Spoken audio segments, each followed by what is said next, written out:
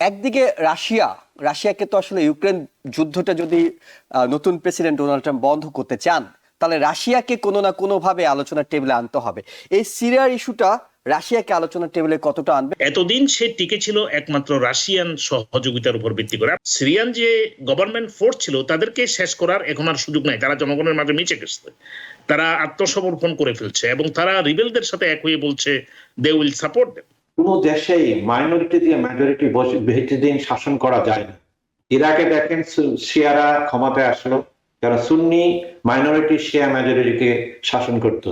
বাশার আল আসাদ দীর্ঘদিন ধরে একটা বড় ধরনের স্বৈরাচারী একনায়কতন্ত্র চালিয়ে আসছিলেন এবং তার জনগণের কোনো সমর্থন ছিল না।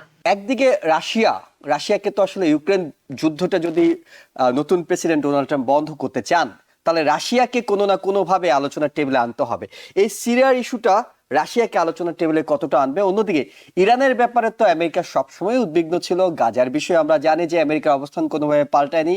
যিনি ক্ষমতা আসেন, গাজায় যে ধ্বংসযজ্ঞ চলছে সেটি আসলে চলতেই থাকবে এবং সেখানে কবে নাগাদ আসলে যুদ্ধবিরতি কার্যকর করা যাবে সেটি নিয়ে কোনো ভরসা নেই। অর্থাৎ গাজা ইস্যু এবং ইউক্রেন যুদ্ধ, এই দুটো যুদ্ধ বন্ধ করার বিষয় আছে প্রেসিডেন্ট ডোনাল্ড ট্রাম্পের তালিকায়।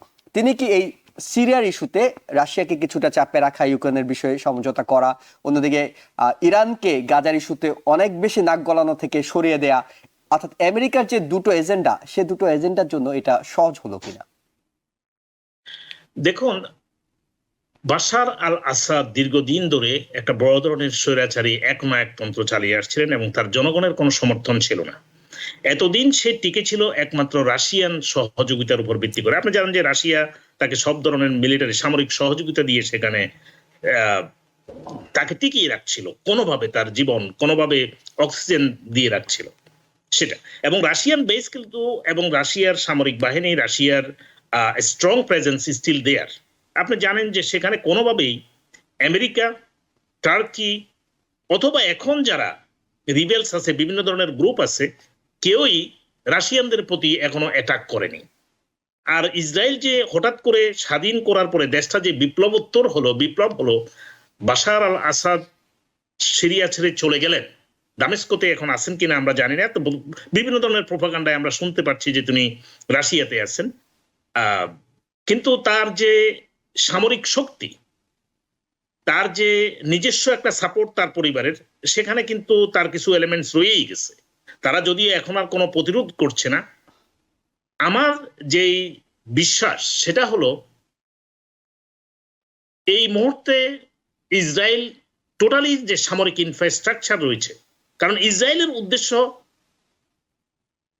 সিরিয়াকে দখল করা নয় বা সিরিয়ান বাহিনীকে শেষ করে দেয়া, এটাই নয়।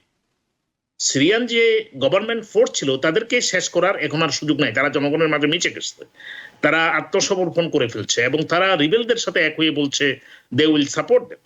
সো এখানে যেটা হচ্ছে সেটা হলো ইসরায়েল তার দীর্ঘমেয়াদী পরিকল্পনা থেকে যেই ক্ষমতায় আসুক না কেন পরবর্তীতে, যাতে করে মাথা তুলে দাঁড়াতে না পারে একটা দেশ হিসাবে, যাতে কোনোভাবেই ইরানকে সহযোগিতা করতে না পারে, এমনকি তার নিজেকেই সহযোগিতার জন্য সে যাতে ইসরায়েলের মুখাপেক্ষি হয়ে থাকে, সেই জন্য ইসরায়েল এবং পরিকল্পিতভাবে এখন তাদের ইনফ্রাস্ট্রাকচার, যে সমস্ত জিনিস আছে, দেশকে চিরতরে পঙ্গু করার জন্য যা কিছু করা দরকার সেটাই করে যাচ্ছে। এই ক্ষেত্রে আপনি একটা জিনিস আশ্চর্যান্বিত হবেন যে আমেরিকা অথবা যারা বিশ্বে বড় ভাই সুলভ আচরণ করেন, তারা এখন পর্যন্ত যে একটি দেশের জনগণ সে দেশে বিপ্লব করে তার স্বৈরাচারকে পতন ঘটিয়েছে, তাদের দেশের যে মানবতা বিরোধী অপরাধী যে সরকার গোষ্ঠী, যারা হাজার হাজার মানুষকে দেশ থেকে বিতাড়িত করেছে, লাখ লাখ মানুষকে হত্যা করেছে। আপনি জানেন যে পাশেই যে টার্কি, সেখানে মিলিয়নস অফ রিফিউজি সেখানে আছে, যারা সিরিয়ান রিফিউজি। আশেপাশের সমস্ত কান্ট্রিগুলোতে সিরিয়ান রিফিউজিরা আছে। তারা কিন্তু একবারও ইসরায়েলকে জিজ্ঞাসা করে নাই যে what is your business in that country. America bombing করছে এন্ড টার্কি বোম্বিং করছে, ঠিক বিভিন্ন ইস্যু দিয়ে ইসরায়েলও সেখানে বোম্বিং করছে। ইসরায়েল কোন দেশে বোম্বিং করছে না, কিন্তু আমরা কেউ ইসরায়েলের এই অপকর্ম, সার্বভৌমত্বের প্রতি যে চ্যালেঞ্জ আশেপাশের দেশগুলোতে, তার বিপক্ষে আমরা কেউ কথা বলছি না। অতএব আমি যেটা বুঝি সেটা হলো ইসরায়েল ইজ ডুইং একটা গোলাটে পরিবেশের মাঝে তারা তাদের দীর্ঘমেয়াদী যে প্ল্যান সেটাই কাজ করে যাচ্ছে, এবং তারা দেশটি যাতে ভবিষ্যতে আর দাঁড়াতে না পারে তাদের টোটালি ইনফ্রাস্ট্রাকচার এবং তাদের যে জনশক্তি, প্রশিক্ষিত জনশক্তি এবং সামরিক শক্তি আছে সেটাকে ধ্বংস করে দিচ্ছে, যার ফলে ইসরায়েলের জন্য যে ভবিষ্যতে কোনো চ্যালেঞ্জ না থাকে সেদিকটাই তারা করে যাচ্ছে। তবে আমার একটা জিনিস ধারণা যে বাশার আল আসাদ চলে যাওয়ার পরে মধ্যপ্রাচ্যে একটা বড় ধরনের সংকেত আসছে ইজিপ্ট এবং অন্যান্য দেশে, এমনকি সৌদি আরবের জন্য, যে peoples are getting some message and someone could be the next.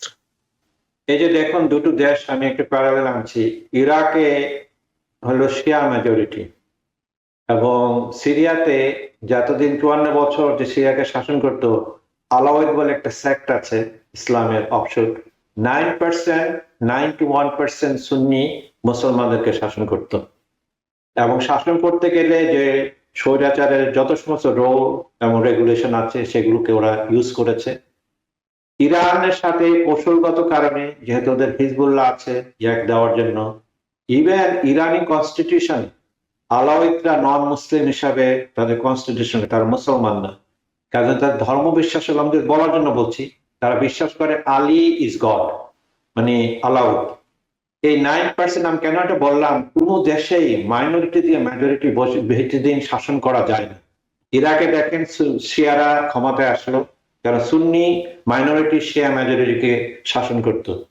সিরিয়াতে 9% মাইনরিটি 91% মেজরিটি শাসন করত। তার জন্য বিভিন্ন দেশ থেকে এবং ইরান কৌশলগত কারণে, যদিও ইরানি কনস্টিটিউশনে ওরা মনে করে যে তারা মুসলমান না, তারপরে স্ট্র্যাটেজিক কারণে ওদেরকে সাপোর্ট দিত। এবং এই যে জানেন 2011-এ একটা ওই আরব বিপ্লবের সাথে ওখানে কিন্তু আসাদ গভর্নমেন্ট পড়ে যাচ্ছিল, কিন্তু তখন ইরান তাদেরকে সাপোর্ট দিয়েছে। ইরান সাপোর্ট দিয়েছে, হিজবুল্লাহ সোলজাররা এসেছে লেবানন থেকে আর রাশিয়ান বোমবার্ড করেছে। যে বাই দ্য ওয়ে রাশিয়ার যে নৌঘাটির কথা বলেছেন এটা অনেক পুরনো, 1940s। আমার মনে হয় এটা একটা কারণ রাশিয়ার সাথে এই নতুন গভর্নমেন্ট মানে সংঘাতে জড়াতে যাবে না, কারণ তাদের যে মিলিটারি আছে, military totally train by Russian, এবং মিলিটারিকে তাদের তো লাগবে। কিন্তু ইসরায়েলে যেটা বললেন, ইসরায়েল সমস্ত যে সরঞ্জাম ধ্বংস করে দিচ্ছে, কারণ এতে তারা ফাইট না করতে পারে, কারণ তারা ভয় পাচ্ছে যে ধ্বংসযজ্ঞরা গাজা চালিয়েছে এটা কিন্তু মানে in regardless of the faction in সিরিয়াতে, এবং সেই বাবদ স্ট্র্যাটেজিক ওরা আঘাত করছে। তো পয়েন্ট যেটা আমি বলতে যাচ্ছি, কোনো দেশেই মাইনরিটি দিয়ে মেজরিটিকে শাসন করা উচিত না। নিউ ইয়র্ক থেকে সম্প্রচারিত TVN 24 টেলিভিশন, বিশ্বজুড়ে বাঙালির কণ্ঠস্বর।